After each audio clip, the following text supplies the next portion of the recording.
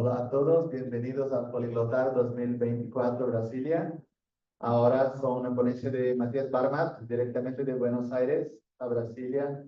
Y ya presentó el Poliglotar antes sobre catalán y sobre periodismo, ¿no? Relaciones entre los idiomas y el periodismo. Y ahora va a hablar sobre los idiomas como seña de identidad de los pueblos.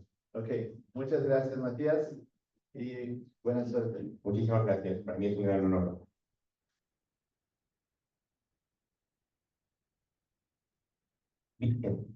Bien. Antes que nada, quiero agradecer a toda la organización de Poliglotar, tanto a Juliano Timbo Martins, como a Ana Flavia Franza, como a Sabrina Andrade, Robson Ribeiro, Raquel Ilia, y todos los que conforman esta maravillosa organización, y que sin ninguna duda es una experiencia increíble. Entonces, desde el principio el ser humano utiliza el lenguaje como principal vehículo de comunicación. A través de las tradiciones orales y escritas, las lenguas se vuelven fundamentales para la preservación de su cultura y legado. Los idiomas son un sello distintivo de la diversidad cultural humana. Hay en el mundo más de 7.000 idiomas reconocidos, de los cuales menos del 1% tienen más de 1 millón de hablantes cada uno. Y la diversidad lingüística del mundo se enfrenta actualmente a una crisis aún mayor que su biodiversidad, y alrededor de la mitad de todas las lenguas habladas están en peligro de extinción. Para que nos demos cuenta, solamente Brasil cuenta con más de 180 idiomas, siendo entre los 10 países que más riqueza lingüística tiene. Pero lamentablemente, por cuestiones que tienen que ver con las lenguas de los estados soberanos, siempre hay lenguas mayoritarias y lenguas minoritarias, en donde las lenguas minoritarias sufren un grado de desprotección. De eso lo vamos a hablar más adelante. ¿Por qué deberíamos entonces preocuparnos por mantener los idiomas? La pérdida de una lengua, primero que nada, representa la pérdida de una historia única y de un tesoro escondido de conocimientos culturales. Cada idioma es un tributo a la creatividad y la inventiva de la mente humana, una hermosa y fascinante solución a complejos desafíos de comunicación. Los idiomas son vehículos de comunicación que transmiten información simbólica, es decir, información intangible, que luego es interpretado e interpretable a partir de códigos establecidos por convención.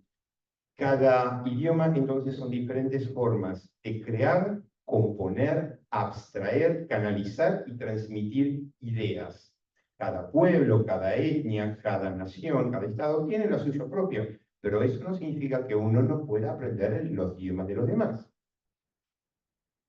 Las lenguas contienen entonces información simbólica, intangible, irreemplazable sobre la historia y la diversificación de la humanidad, que puede rastrear patrones de migración e intercambio cultural incluso cuando falta otra evidencia histórica. Un ejemplo muy claro es cuando Champollion en 1842 decodificó los jeroglíficos egipcios.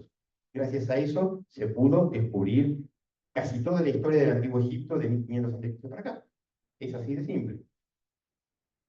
¿Por qué deberíamos entonces preocuparnos por mantener los idiomas? Otro ejemplo. Lo más importante es que para muchas personas el idioma simboliza la identidad y la pertenencia cultural. Muchos grupos lamentan el declive de lenguas únicas y anhelan dominar lenguas que ya no se hablan. En todo el mundo, la gente está trabajando para revitalizar las lenguas en peligro de extinción como una forma de fortalecer la cultura y conectar a las personas con su herencia.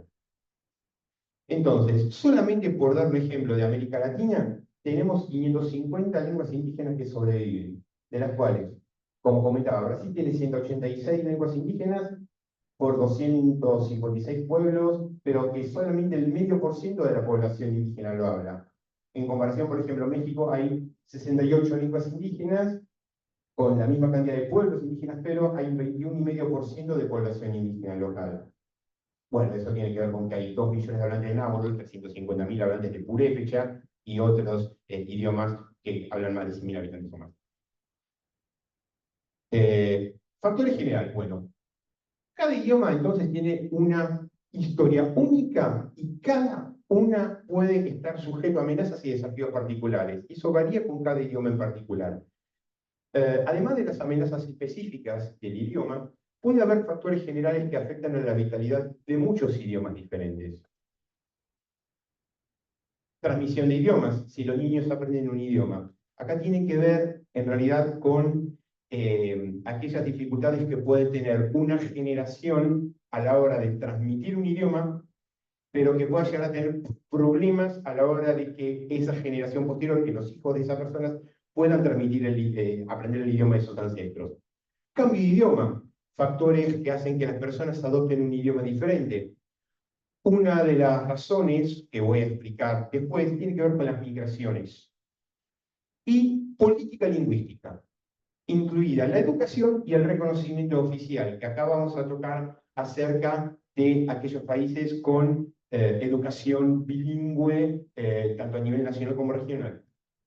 Entonces, vamos a hablar ahora entonces de la coexistencia de lenguas regionales y nacionales. Tenemos al menos 2 enfoques. Tenemos un enfoque multilingüe, como el que es el caso de Suiza, y tenemos un enfoque plurilingüe, como es el caso de Bélgica. Ahora voy a explicar bien de qué se trata. La de atrás. En el caso puntual de Suiza, toda persona residente en Suiza tiene el derecho constitucional de ser atendido en la administración pública y pagar sus impuestos en cualquiera de las lenguas nacionales de Suiza, en francés, alemán, italiano o romanche. De más está decir que el 90% de los hablantes de Suiza hablan 3 idiomas o más como mínimo, porque uno de los motivos es que lo tienen en la currícula escolar. Pero básicamente cualquier persona que viva en cualquier parte del territorio tiene derecho de ser respetado sus derechos lingüísticos y ser atendido en su idioma. No es lo mismo en el caso plurilingüe, en el caso de Bélgica, donde a pesar de tener la mitad norte, Flandes, que hablan holandés, la mitad sur, Polonia, más Bruselas, que hablan francés, y una pequeña parte al este, que limítrofe con Alemania, de Eupen y Saint-Priest, que hablan en alemán. Lamentablemente, acá en Bélgica lo que importa es el idioma de la mayoría a nivel municipal. Tu vida diaria, digamos, todo lo que se tiene que ver con tus trámites ante la administración pública, tus impuestos y todas tus obligaciones, lo tienes que hacer exclusivamente en el idioma local de ese municipio. Más allá de que a nivel educacional, a nivel educativo, hay escuelas multilingües en Bélgica, pero se le da especial énfasis al idioma del municipio donde estás viviendo. Diferente, ahora sí el siguiente, diferente es cuando nosotros tenemos lo que se conoce como enfoque de acción afirmativa, también conocida como discriminación positiva. En este caso, lamentablemente, hay un idioma nacional a nivel central y los idiomas regionales o cada realidad a nivel idioma a nivel regional solamente se trata como una problemática local y lamentablemente la educación en lenguas regionales o se da a nivel cooficial a nivel regional o se da a nivel educación privada, donde la educación nacional en idioma nacional es en la mañana y el idioma local a la tarde, por ejemplo. Entonces, la educación privada lamentablemente hace que no todos puedan tener acceso a la educación multilingüe en idioma regional. Entonces, el enfoque de acción afirmativa o discriminación positiva, bueno, tenemos en España con el catalán, el vasco y el gallego, en Francia también, con, además de catalán, vasco, bueno, occitano, alsaciano, bretón, champenois, franco-provenzal y todas las lenguas regionales de Francia. En Italia con el lombardo, el veneto, el napolitano, el siciliano, etc. Los Países Bajos con el frisón, en Turquía con el kurdo, y también Irán, Rusia, India, China, también son países con lenguas minoritarias significativas. Todos estos países se les impone ya en la educación que el idioma nacional es el único válido y en donde lamentablemente los idiomas regionales solamente se resuelven como si fuese una singularidad a nivel regional o local, cosa que lamentablemente no favorece la difusión y preservación de lenguas minoritarias. Defender una lengua en el entorno escolar. Bueno, vamos a hablar entonces del modelo catalán. La opción de escolarizar en catalán, una decisión política alcanzada a través de negociaciones del gobierno autónomo catalán de la Generalitat en la década del 80, sitúa a la escuela en un papel central en el proyecto político catalán, además de colocar a la escuela en una posición fundamental para la transmisión de la lengua catalana a las generaciones futuras, independientemente si se trata de la lengua materna o familiar del alumno. El objetivo explícito detrás de la política de uso predominante del catalán en las escuelas es evitar la fragmentación social en dos comunidades lingüísticas separadas, diferentes del modelo belga, por ejemplo. Los hablantes de lenguas minoritarias son multilingües por naturaleza o por necesidad desde una edad temprana. Históricamente puede existir la idea de que estas comunidades eran monolingües en el pasado, similar a una idea errónea común en un país en su conjunto, pero en realidad áreas como Cataluña, el País Vasco, Friesland, Escocia o Gales, por ejemplo, han sido bilingües o multilingües durante varios cientos de años, al menos hasta cierto punto. Es interesante observar que los hablantes de lenguas minoritarias tienen ciertas características en común y se diferencian de los hablantes de lenguas mayoritarias. Un rasgo importante que comparten es que todos se convierten en hablantes bilingües con fluidez. Sin excepción hablan al menos dos idiomas, pero a menudo tres o más. Ellos, entonces, ser multilingüe no tiene nada especial, porque es lo que hacen desde pequeños, desde crianzas. Los hablantes monolingües de lenguas mayoritarias, por el contrario, encuentran solo una lengua en su entorno y hablan esa lengua local, esa lengua materna.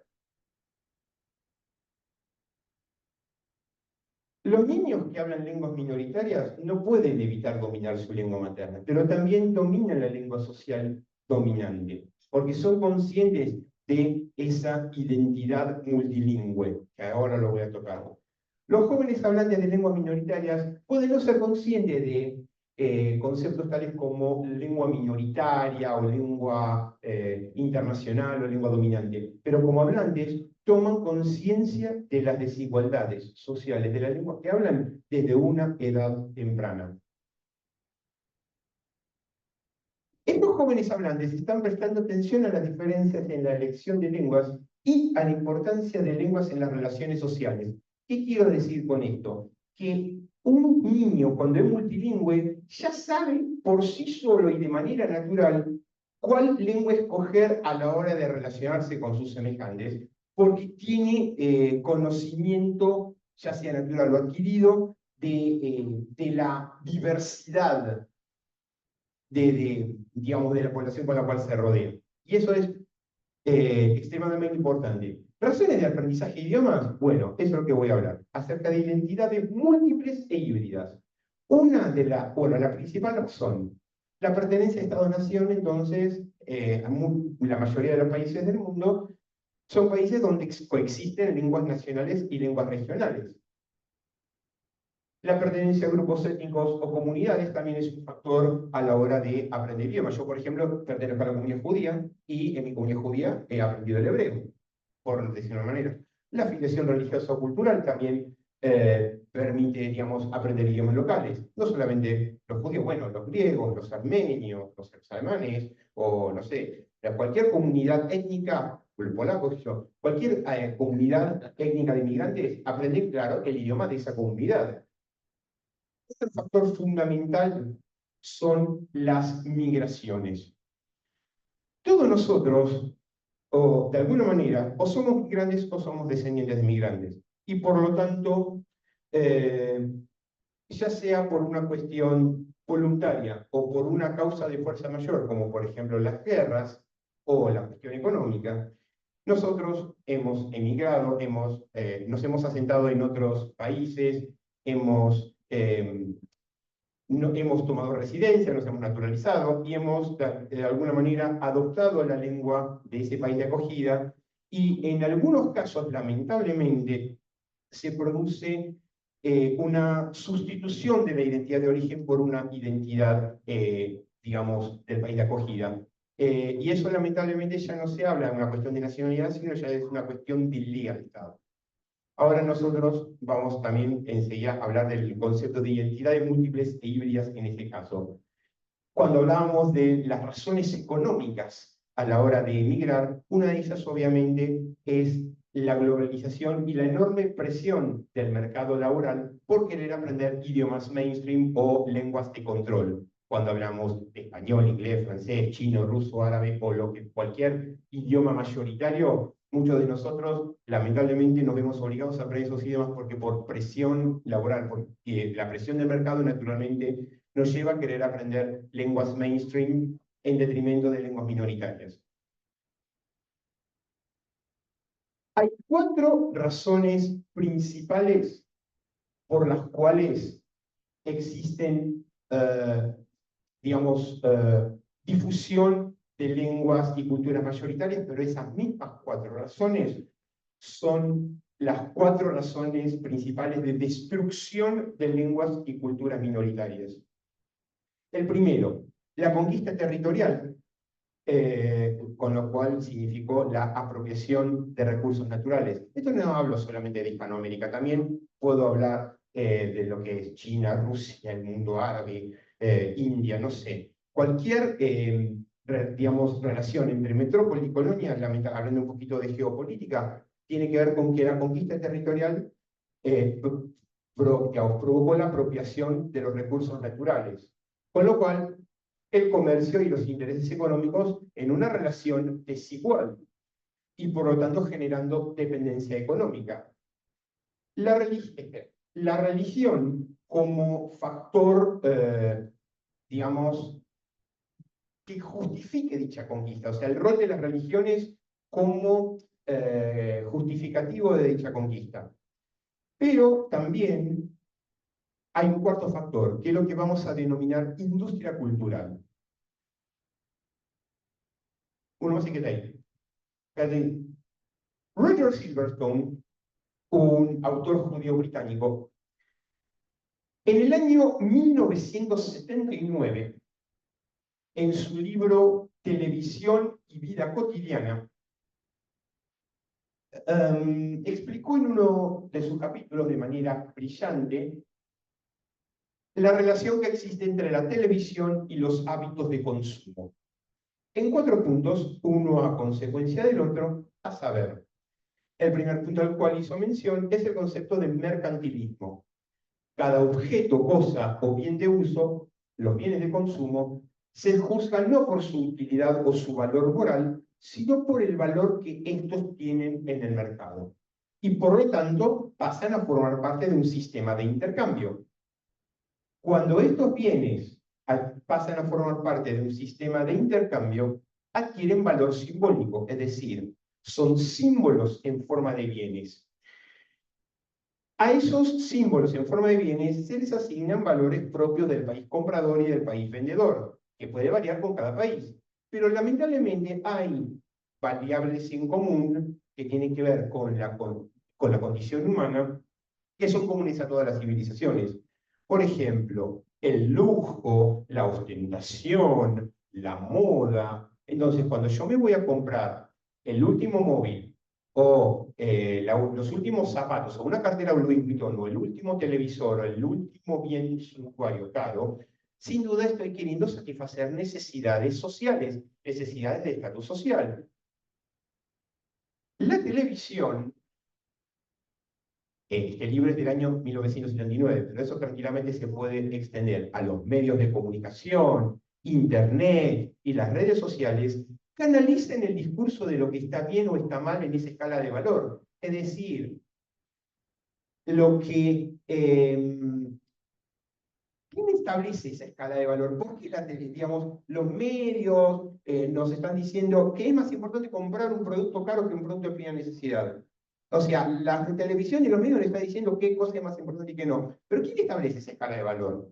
Y es ahí cuando entra Hollywood, la fábrica de juguetes, la fábrica de muñecas, las series y películas de Netflix que nosotros vemos, por ejemplo, y esta es nuestra forma de vestir occidental. Entonces, dicho esto, a pesar de este entorno tan hostil, es extremadamente importante, es fundamental conservar, desarrollar, cultivar y fomentar identidades que no sean sustitutivas de la de uno, sino complementarias, pero sobre todo identidades múltiples e identidades híbridas. Múltiples por respeto a lo que nos transmitieron nuestros ancestros, pero también por respeto a lo que somos, a lo que fuimos y a lo que queremos ser. Híbridas también porque nosotros, aún estando orgullosos de quienes somos, tenemos la capacidad de enriquecernos espiritualmente a través de tomar lo mejor de otras culturas y aprender de ellas. Y para eso es fundamental escuchar al otro. Es fundamental escuchar al otro, porque eso es nuestra condición humana, es eso lo que nos hace humanos. Reconocer la otredad al otro no significa que esa persona tenga siempre razón, sino que simplemente que el otro existe, que tiene sus razones, porque también tiene una historia personal que contar. Aceptar eso es, en definitiva, el primer paso para alcanzar la paz entre los pueblos. Muchísimas gracias. Muito obrigado. Thank you very much. That's the introduction, etcétera, etcétera, etcétera, etcétera, etcétera. Entonces, para mí es un gran honor poder compartir eso con todos ustedes. Muchas gracias, Matías, por la presentación tan interesante. Ya hemos tenido otras actualizadas sobre lenguas minoritarias, como de Francia, por ejemplo, en 2018. ¿Hay preguntas? ¿Puede ser en portugués también? Sí, perfecto. Parabéns, Matias, adorei a apresentação. Desculpa, quais são os idiomas falados na Suíça? Eu entendi francês, alemão. As línguas faladas na Suíça são francês, italiano, alemão e reto-românico, também conhecido como romanche. Na Suíça, o 62, 63% da população local fala alemão ou o alemão suíço. Em realidade, há três variedades de alemão. O alemão standard, depois o alemão standard de Suíça, o Schweizer Hochdeutsch, que é como a versão da língua alemã oficial falada na Suíça, mas também o Schweizerdeutsch, o dialecto alemão suíço, que não é o mesmo alemão, mas uma variedade um dialecto de tipo alamanique, que é uma língua alemã, mas é gramaticalmente diferente. Depois, na Suíça, também na parte ocidental, o 23% fala o francês, mas também o francês, logicamente, de Suíça, mas também franco-provençal, porque é limítrofe com uma região franco-provençal do suleste de França. Depois, há uns 6,5%, 7% que fala italiano na região de Ticino, mas também há 1%, 1,5% que fala romanche, que é uma outra língua latina. Então, resumindo, assim, as grandes oficiais são italiano, francês, alemão e romanche. Exato. Né? Isso é na Suíça. Romanche. E também, além dos dialetos, né?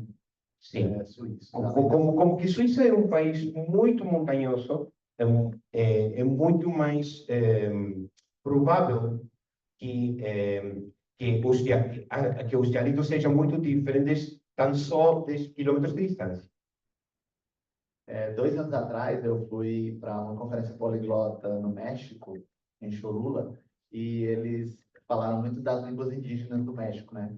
Inclusive, teve um curso intensivo de Nahuatl, que é uma das línguas lá que são dezenas, na verdade.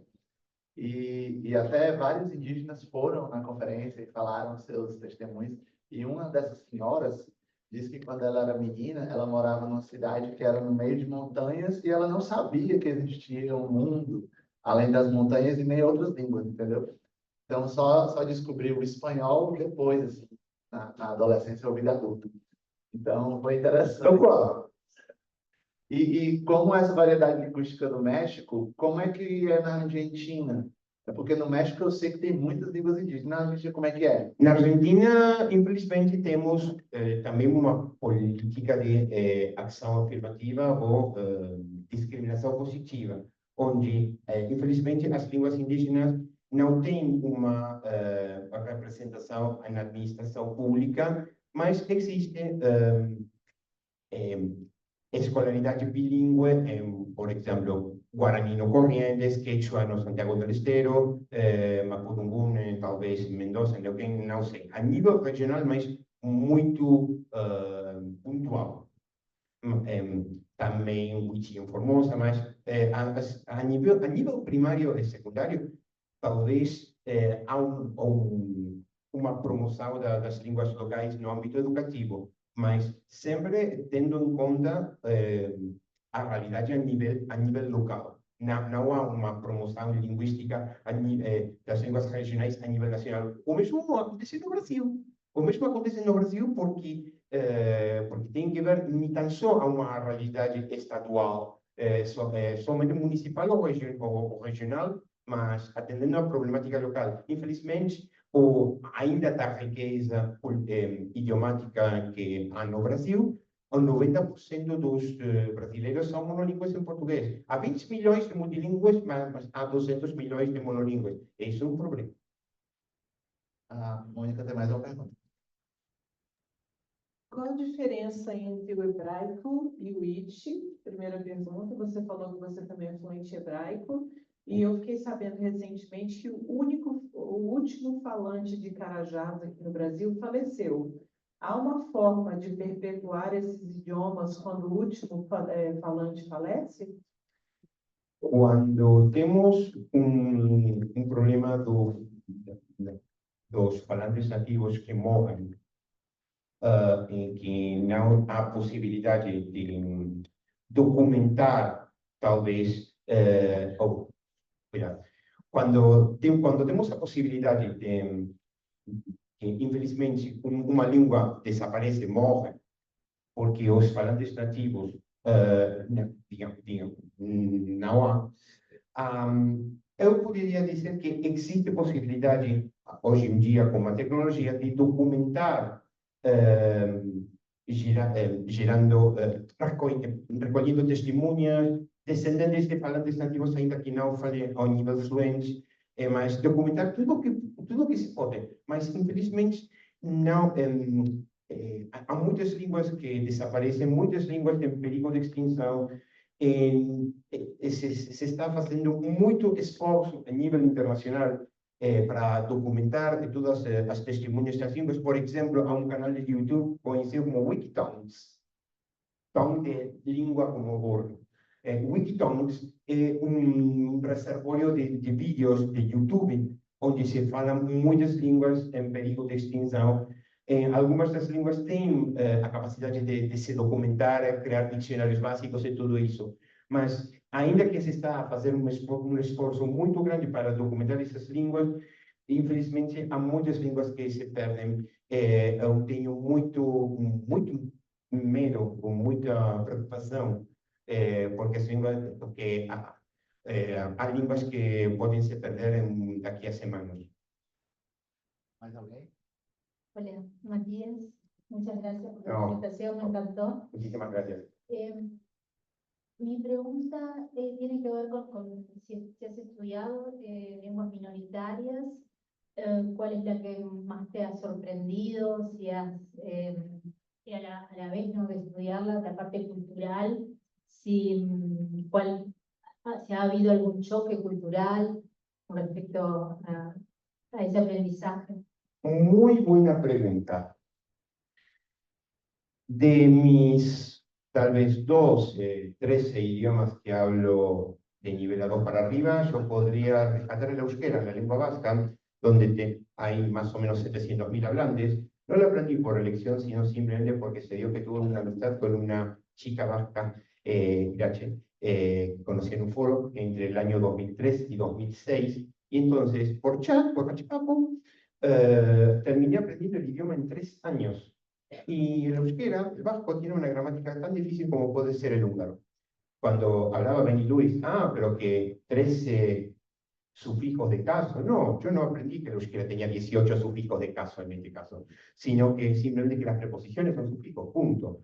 Aún así, la gramática del vasco es tan compleja que me tardó 3 años en su momento lograr nivel B1, ahora tengo nivel A2 porque se me oxidó un poco por falta de práctica.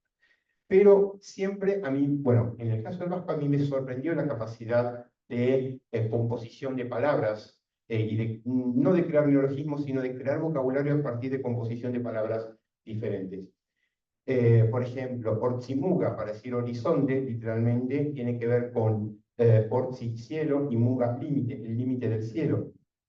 O, por ejemplo, cuando decimos que las abuelas son amonac, que una madre buena, porque ama es madre, ona es bueno. Entonces, ese tipo de cosas, de características, a mí realmente me sorprendió, porque a medida que iba aprendiendo la causalidad de la creación de esas palabras en vasco, me di cuenta de elementos a nivel cultural. Lo mismo puedo decir de cualquier idioma que uno aprende. Entonces, cada idioma tiene una riqueza que es única y tiene una idiosincrasia y un sabor que es único.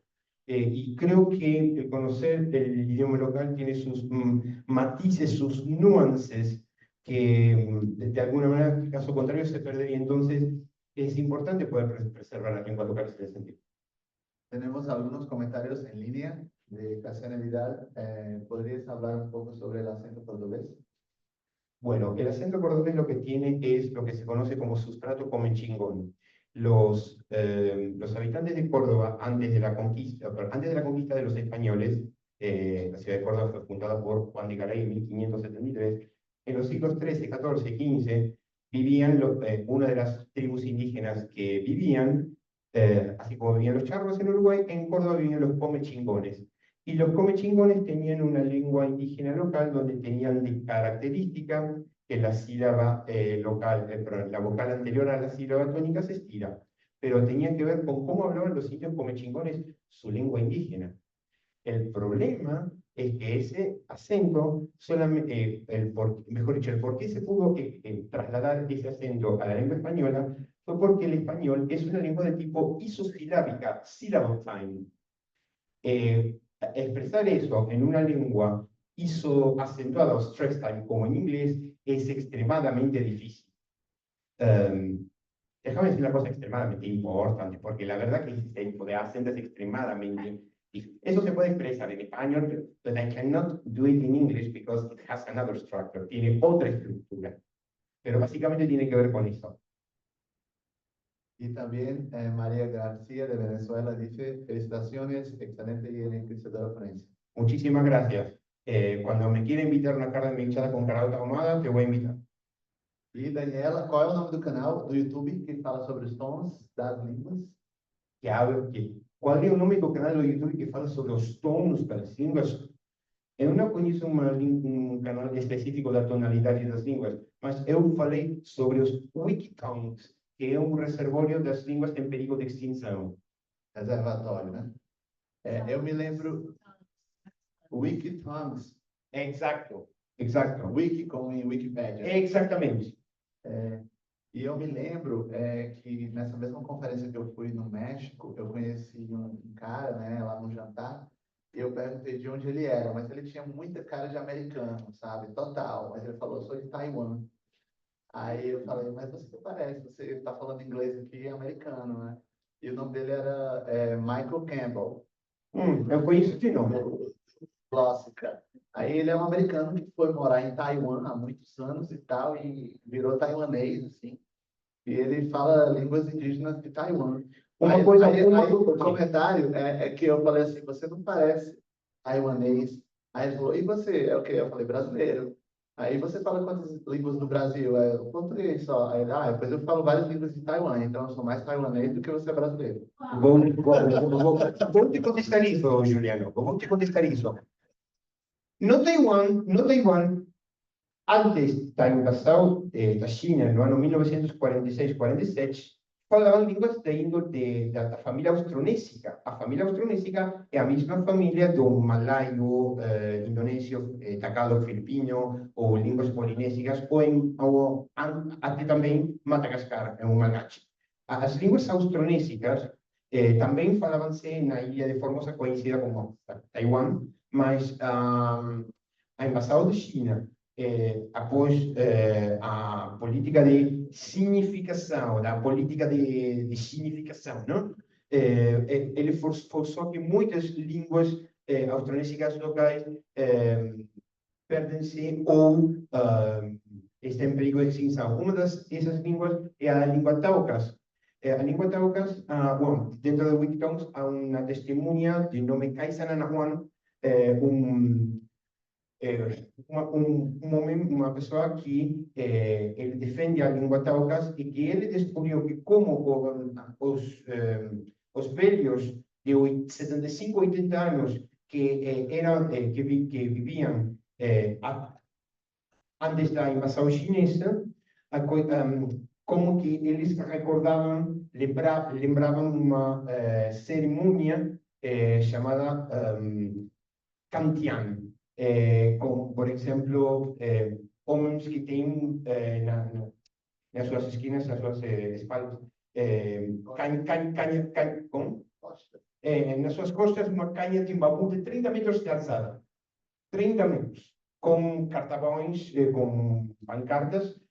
É um festival muito importante. Também as famílias faziam pastelinhos de arroz.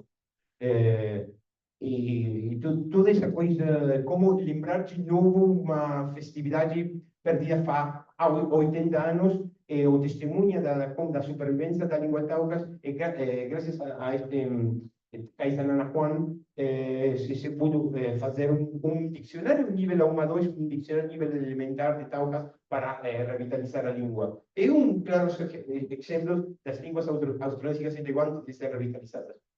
Beleza, Matias. Mais alguma pergunta, pessoal? Última pergunta? Não? Então, tem mais uma do Derek. Última pergunta antes do coffee break. Pode pegar aqui. Bueno, primero, gracias por Muchísimas gracias, amigo de todo.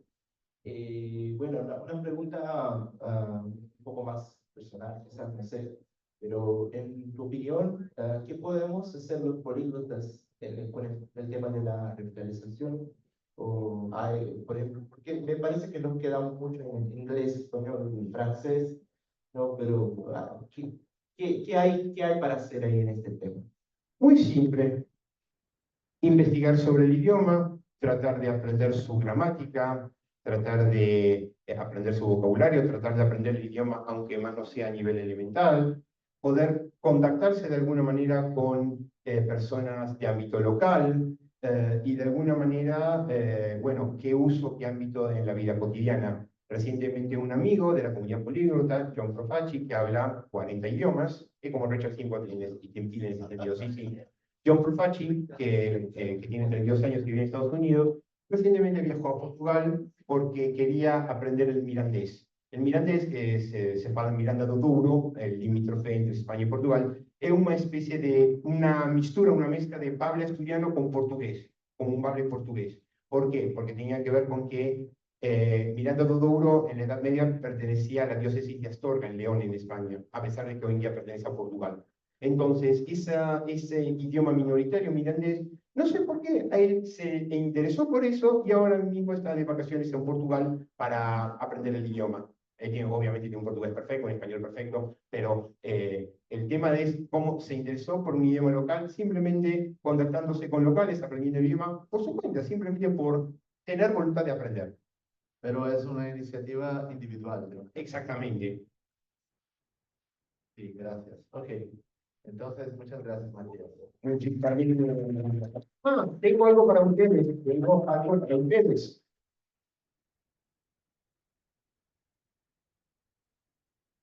Alfajores.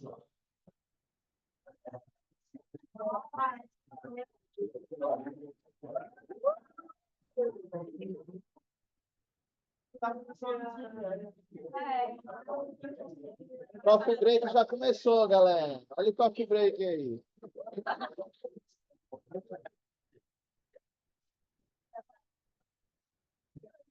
Olha o coffee. Tem um coffee break dentro e fora da sala. Então.